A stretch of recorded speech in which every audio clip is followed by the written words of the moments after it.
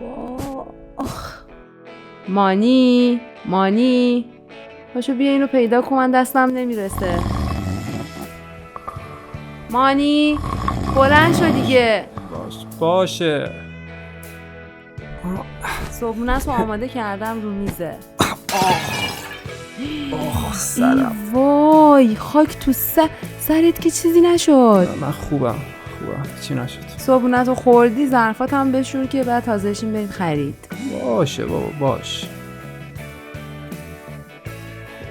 بزن. من اگه اونجا بودم اگه. خب من آمادم، بریم.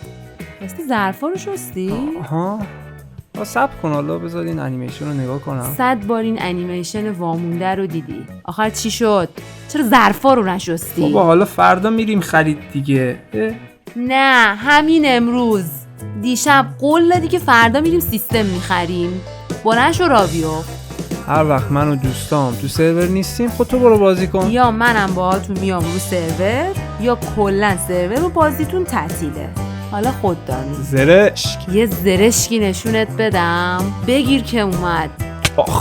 مرض داری مگه بچه جان؟ دهنتو سرویس میکنم. نزن. چیکار میکنی؟ الان عمه میشدم. یا میریم خرید یا دخلتو میارم. باشه میخرم. آروم باش. الان میریم میخریم دیگه.